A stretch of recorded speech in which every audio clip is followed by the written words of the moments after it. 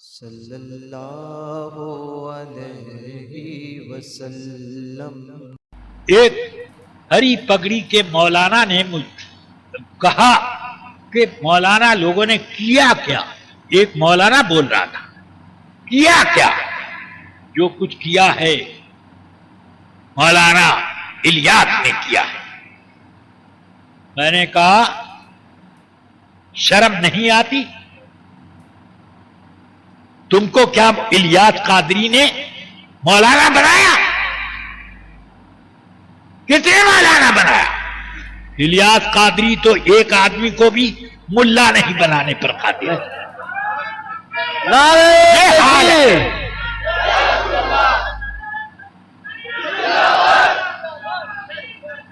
تاج الشریعہ جیسا ہو،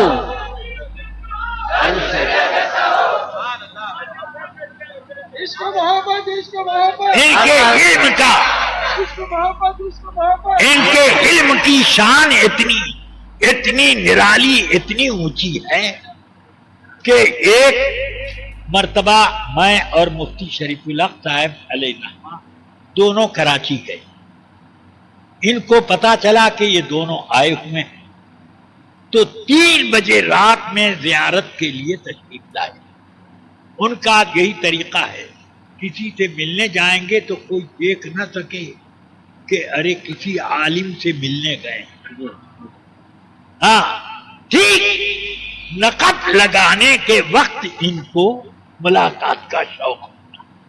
ہاں گھروں میں نقب لگانے کا جب وقت تو اس وقت یہ چلتے ہیں کہ کوئی پہچان نہ لے کہ فلانے عالم کے پاس گئے۔ تو اب آئے، مفتی صاحب کو بھی انہوں نے کچھ نذرانہ دیا، مجھے بھی دیا۔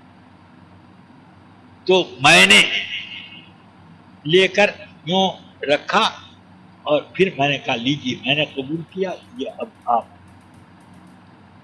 میرے لیے حرام ہے لینا۔ میں نے کہا معاذ اللہ، توبہ توبہ، یہ کیسی بات کر؟ نہیں، کوئی چیز دینے کے بعد واپس لینا تو شرعاً حرام ہے۔ میں نے کہا کب سے آپ مفتی بن گئے؟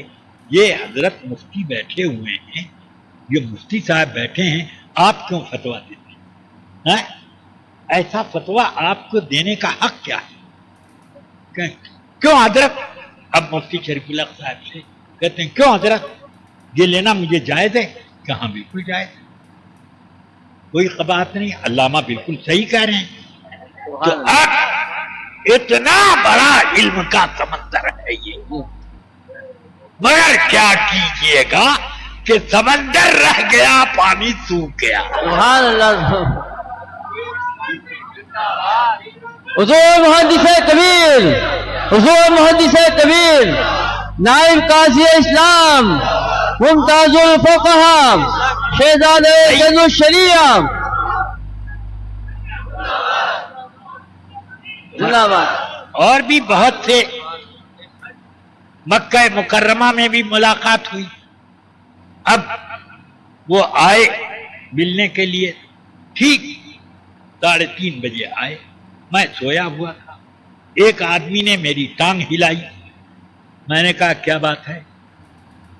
کہ حضرت مولانا الیاس عطار صاحب تشریف لائے ہیں آپ سے ملنے کے۔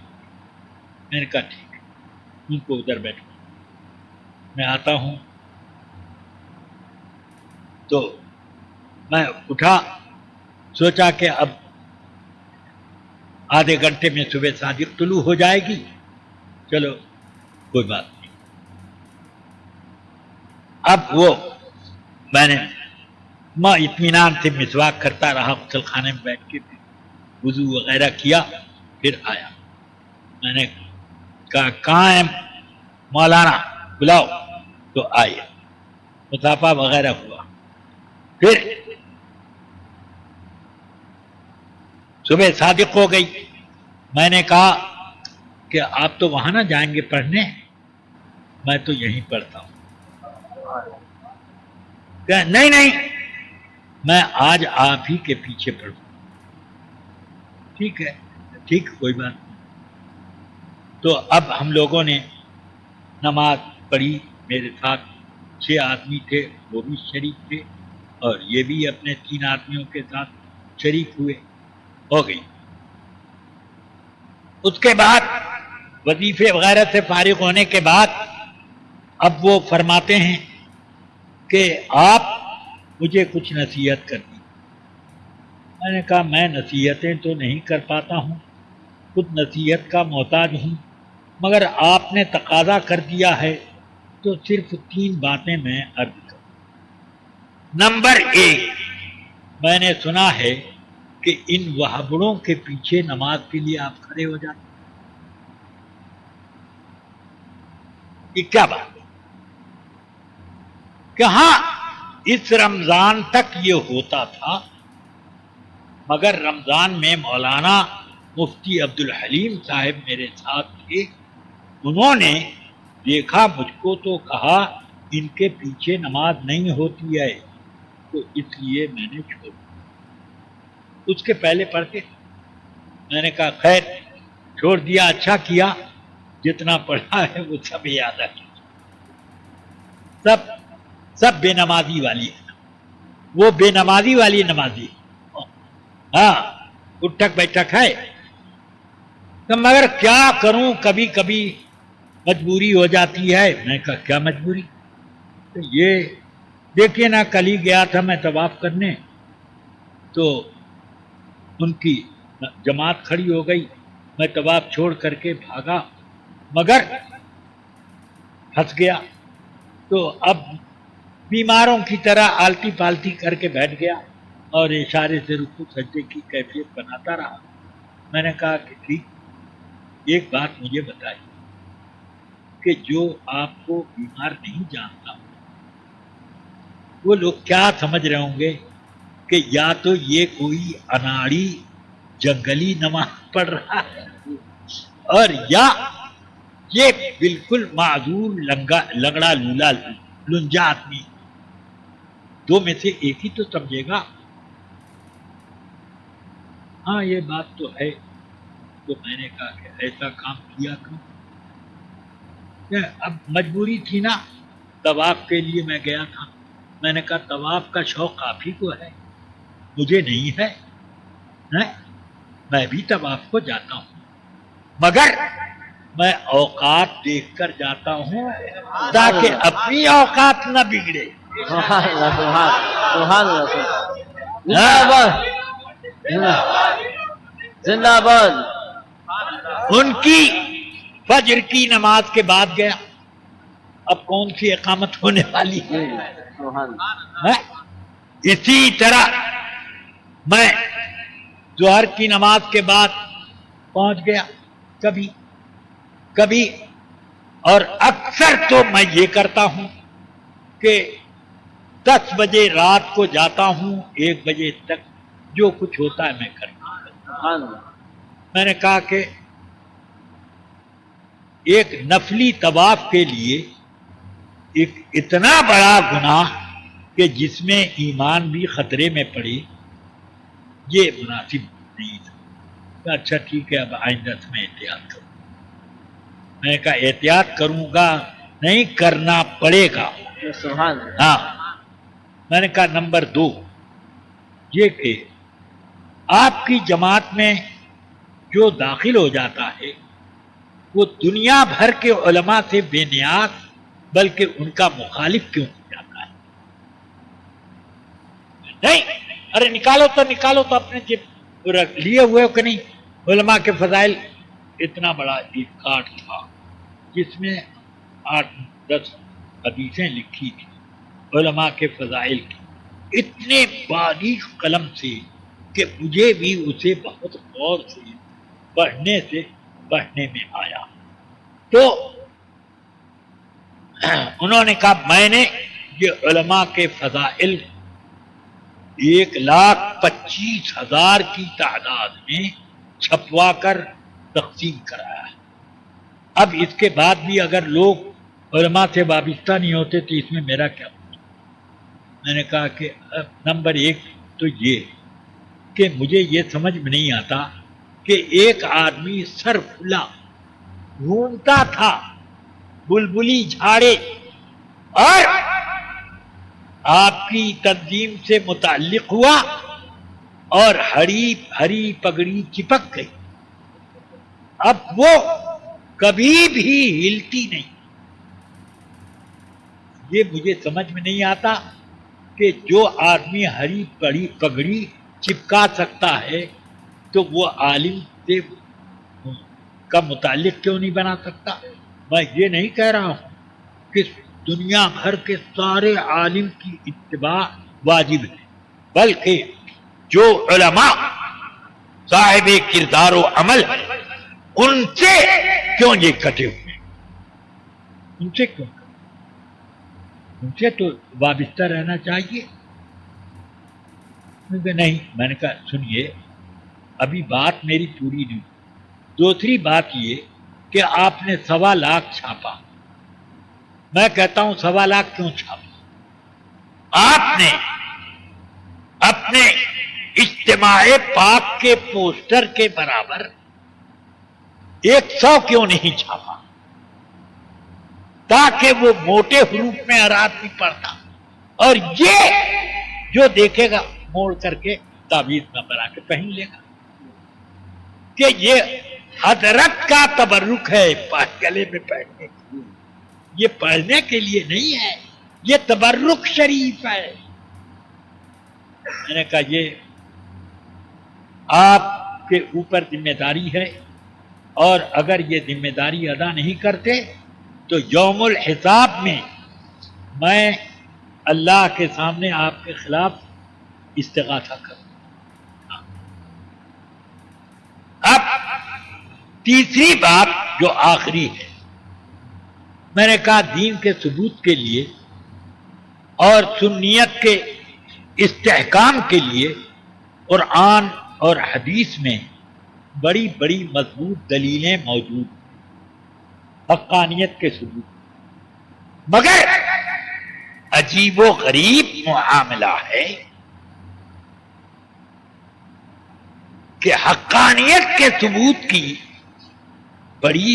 یہ بڑی دلیل ہے کہ ایک مدنی نے خواب دیکھا کہ ایک عورت کو قبر میں عذاب کے فرشتے کوڑا لے کر کے اور گرز لے کر کے مارنے کے لیے تیار کھڑے تھے کہ اتنے میں رسول اللہ تشریف لائے اور ڈانٹ کر کے فرشتوں کو بگایا، ہٹو بھاگو، یہ میرے عطار کی مریدنی ہے. میں نے کہا یہ آپ کی دلیل ہے. موٹر سائیکل پہ آدمی چلا جا رہا ہے، اچانک دیکھا رسول پاک سامنے اور فرمایا دیکھ الیاس کے ساتھ وابستہ ہو. دکان میں چندی بیچ رہا ہے، ادھر بیچتے بیچتے دیکھتا ہے رسول پاک بالکل میری گدی پہ بیٹھے ہیں اور گود میں عطار صاحب کو لیے. میں نے کہا کہ یہ سب ایسے اتنی بشارتیں وہ بھی مجہول ان مجہول. ایک مدنی نے خواب، کون مدنی ہے، جھوٹوا ہے کہ سچوا، کون کہاں کا رہنے والا، اس کی حقیقت تو معلوم. ہم لوگ رسول پاک کی حدیثیں بھی بغیر سند کے نہیں مانتے، اور یہ بے سند کے ایک مدنی ہے. ارے وہ پتہ نہیں وہ مدنی، وہ اجودھیا باسی حسین احمد مدنی نہیں نہ تھا، کون تھا؟ اس لیے رفیقان ملت میں نے ان سے یہ کہا اتنی بے تعداد بشارتیں رویائے صالحہ طالحہ آپ کے متعلق ہیں کہ نہ میں نے اعلی حضرت کے بارے میں اتنا پڑھا، نہ غریب نواز کے بارے میں اتنا معلوم ہوا. ارے سب سے بڑھ کر غوث اعظم کے بارے میں بھی اتنی بشارتیں نہیں جتنی آپ نے. تو کیا آپ کے درجات کچھ 2-4 ہاتھ اوپر ہیں کیا اس سے؟ میں نے کہا کہ اب ایاز قدر خود شناس، میں نے کہا باتیں اور بہت سی، یہ 3 ٹھیک کر لیجئے تو اس کے بعد 300 اور پیش کرو، اب یہ 3 درست کر لیں۔ مگر اب اللہ توفیق نہ دے، انسان کے بس کا کام ہے۔ بے شک بے شک۔ فیضان محبت عام تو ہے، عرفان محبت عام۔ اللہ تعالی ہم سب کو دین پر استقامت عطا فرمائے۔ اور رفیقان گرامی یاد رکھو کہ میں پہلے کبھی جب تک یہ جماعتیں نہیں تھیں، کبھی میں ہری پگڑی بھی باندھ لیتا تھا، کبھی سفید بھی باندھ لیتا تھا، مگر ان کے وجود کے بعد سے کوئی مفت میں اگر ہری پگڑی یا سفید پگڑی اترے عود میں ڈبو کر بھی دے تو میں باندھنے کو تیار نہیں۔ حضور محدث کبیر، حضور محدث کبیر۔ اب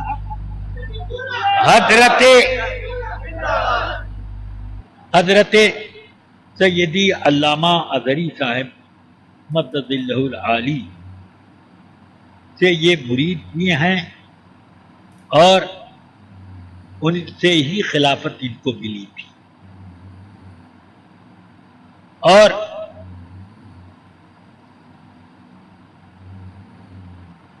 حضرت کے پاس یہ آئے کہ حضرت اجتماع ہے ہماری کانفرنس کا، تشریف لائیں کہ بھائی تم ظہیر الدین کے پیچھے نماز پڑھتے ہو اور ظہیر الدین کا تعلق ہر فرقے سے ہے دوستانہ، تو فقہاء کرام کے حکم کے مطابق بلکہ احادیث کے مطابق بھی ان کے پیچھے نماز نہیں، بے شک۔ تو اس لیے میں کیسے شریک؟ حضور میں توبہ کرتا ہوں، چلیے یہ لکھ کر کے ایک پرچے پر دے دیے، میں توبہ کرتا ہوں، اب اس کے پیچھے حضرت تشریف لے گئے۔ پھر وہی طریقہ دوبارہ آئے ایک موقع پر، تو حضرت وہ تم پر گئے، حضرت وہ کیا پریشانی ہے، یہ ہو گئی غلطی، اب میں پکی توبہ کروں۔ پھر اس کے بعد پھر وہی طریقہ، اب تیسری بار آئے تو حضرت نے فرمایا نہ میں نہیں جاؤں، وہ مرتا تم پر نہیں کر، تو بڑا اصرار، تو انہوں نے کہا کہ مجھے حضرت 6 مہینے کی مہلت، 6 مہینے میں اگر وہ علماء کونسل سے الگ ہو گئے تب تو میرا سارا قصور دھل جائے گا، اور اگر نہیں ہوئے تو میں ان کو چھوڑ، کچھ بھی ہو جائے، کہاں لکھ کر دو، لکھ کے دے دو۔ اب لکھ کر دینے کے بعد 6 مہینے، پھر 6 مہینے، پھر 6 مہینے، پھر 6 مہینے، اور پتہ نہیں کتنے 6 مہینے گزر گئے، مگر اب تک کوئی نہ وہ بدلا نہ یہ بدلی۔ اب حضرت کے پاس چوتھی مرتبہ کرنا، حجت تمام ہو گئی، اب میں نہیں جانا۔ ان کے کی کانفرنس جو تھی اس میں مولوی ظہیر الدین نے تقریر میں کہا قبر میں 3 سوالات ہوں گے، مر رب کا، ما دینوں کا، اور ما تقولو کیا. 3 سوال. مسلک کا سوال کہاں ہوگا؟ مسلک کا سوال تو قبر میں ہوتا ہی نہیں، اس لیے مسلک کی لڑائی بے سود ہے. اب ایک بھونچال مچا بمبئی میں. حضرت علامہ اظہری صاحب اور مجھے لوگوں نے اس کے جواب کے ایک جلسے کو کیا. میں نے اس میں کہا کہ میں تو نہیں کہ میں بتا سکوں کہ کیا تقریر کی، لہذا میں 15 گھنٹے پہلے یہاں اسی لیے آیا ہوں کہ مجھے ان کا سی ڈی دو تاکہ ان کی تقریر کو میں سنوں کہ کیا کہا تھا. تو اس تقریر میں یہ بھی کہا کہ نہ معلوم کب سے یہ رسم بد پیدا ہو گئی ہے کہ لوگوں سے کہنا، لوگوں تو جلسے میں کہا جاتا ہے کہ درود شریف پڑھو. معاذ اللہ معاذ اللہ معاذ اللہ. یہ کب سے رسم بد پیدا ہو؟ معاذ اللہ. اللہ تعالی فرماتا ہے یا ایھا الذین آمنوا صلوا علیہ وسلموا تسلیما. صلی اللہ علیہ وسلم. جب اللہ حکم دے رہا ہے تو پھر اس کے حکم کی اطاعت میں ہم کیوں نہیں حکم دیں گے؟ درود پڑھو. اللہم صلی علی سیدنا و مولانا محمد وآلہ وصحبہ. تو میں نے 2 گھنٹے میں ان کی پوری تقریر کو سجا کر کے رکھا اور یہ تب کیا. پھر حضرت نے تقریر کی 15-20 منٹ میں. حضرت نے اس کو سب الحاصل یہ کہ ان لوگوں نے، دونوں پارٹی نے، یہ تو کم سے کم بہت بڑا برائی کا جال پھیلا دیا کہ یہ بد مذہبوں کا رد کرنے سے کتراتے. ایک دوسرے یہ کہ یہ لوگ بد مذہبوں کے رد کے جلسوں میں بھی نہیں بیٹھے. نمبر 3 یہ کہ اگر ان کی طاقت یا ان کی تعداد زیادہ ہوتی ہے اور کوئی خلاف بول دے تو مار پیٹ بھی کر ڈالتے ہیں. اور اس سلسلے میں مجھے کئی مولاناؤں کے بارے میں اطلاع ہے کہ انہوں نے کچھ کہا تو ان کی بھی پٹائی کر. اب یہ علامہ اظہری کے خلاف یا اور کسی بھی عالم کے خلاف بولتے ہوں تو کیا اب جواب میں اس کا بھی پٹائی کرنا ضروری ہے؟ میں تو اس چیز کو پسند نہیں کرتا، مگر دروازہ کیوں ایسا کھولتا ہے؟ ایسا دروازہ کھولا ہی کیوں جاتا ہے؟ نمبر 3 یہ کہ ٹی وی کو دین پھیلانے کا ایک بہانہ بنایا ہے. اصل مقصود شہرت، اصل مقصود ناموری، بے شک مگر اس کو بہانہ بنا کر کے بیس کر دیا. جب ایک سیمینار میں سوال کھڑا ہوا تو اس سوال کے اوپر میں نے صاف طور سے تمام سیمینار کے شریک علماء سے یہ کہا کہ بھائی جو لوگ ٹی وی پر تقریر کو جائز سمجھتے ہوں وہ لوگ اپنی دلیل پیش کریں. سب 7-8 علماء نے کہا کہ ہم اس جائز سمجھتے ہیں. میں نے کہا کس بنیاد؟ اس کے ذریعے سے دین کی اشاعت ہوگی. میں نے کہا اور کوئی دلیل؟ کہ بس یہ. میں نے کہا اس کے ذریعے سے کیسے اشاعت کریں؟ دنیا کے کونے کونے میں خبر پہنچی، انٹرنیٹ کے ذریعے سے پہنچ سکتی ہے، ٹی وی کے ذریعے سے پہنچ سکتی ہے۔ میں نے کہا کہ بہت سارے جوابات دینے کی مجھ کو ضرورت نہیں، میں ایک سوال صرف آپ سے کرتا ہوں کہ دین کی اشاعت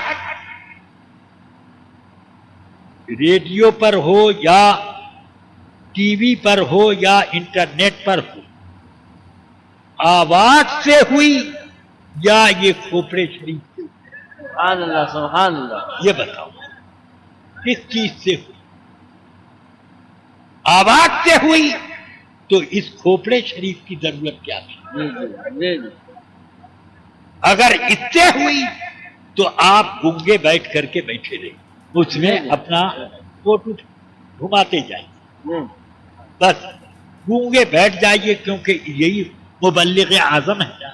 جی جی. یہ میں نے کہا سن لیجیے، میں نے کہا اس کا جواب تو آپ لوگوں کے اوپر ہے، کیا جواب دیں گے؟ مگر ایک بات آپ کو سن لینا چاہیے کہ ایک چینل کھولنے کے لیے کتنے چینلوں کی زیارت ہو جاتی ہے، اور دین جو ہے اپنے پھیلنے میں حرام راستوں کا محتاج نہیں، بے شک سبحان اللہ. حق غالب رہے گا. یہاں تک کہ ہمارے علماء نے لکھا ہے کہ دنیا سے اگر سارے علماء اٹھ جائیں اور ایک بھی حق پسند حق پرست سنی موجود ہے تو دین پھیلتا ہے. سبحان اللہ سبحان اللہ. نعرہ تکبیر، نعرہ رسالت، مسلک اعلی حضرت، مسلک اعلی حضرت، عشق محبت، عشق محبت، محدث کبیر، محدث کبیر. اچھا بس اب سارے نعرے، اب گھر جب چلے جاؤ گے تو وہیں پر سب نعرہ گھر پہ لگا لینا. ہاں آپ اور یہ دونوں گھر چلی جائیے اور خوب نعرہ دونوں اپنے گھر میں نعرہ لگے. چلیے اب میں نے سوال علماء کرام سے کیا، میں نے کہا کہ میں نے جو بات کہی ہے آواز سے اشاعت ہوتی ہے کہ چہرے کے فوٹو سے، اس کا جواب آپ دیں. تو ان لوگوں نے کہا نہیں، صحیح تو یہی ہے کہ آواز سے اشاعت ہوتی. تو میں نے کہا پھر الحمدللہ. تو فتویٰ کیا ہونا چاہیے کہ اب تو بات واضح ہو گئی. سب نے اس بات پر پورے سیمینار میں اتفاق کیا کہ یہ عذر کے اشاعت اسلام کا ذریعہ ہے اور اس کے لیے یہ ممد و معاون ہے. یہ عذر بالکل غلط ہے اور اس میں یہ سب نے دستخط کی. تمام علماء جو سیمینار 8-9 آدمیوں نے تو پہلے جائز کی بات کہی، مگر انہوں نے بھی وجود. مجھے بڑی خوشی ہے کہ اب بھی ایسے علماء موجود ہیں کہ جب حق ان پر واضح ہو جاتا ہے تو وہ اپنی بات کو واپس لے لیتے ہیں اور حق کو قبول کرتے ہیں. ایسے موجود.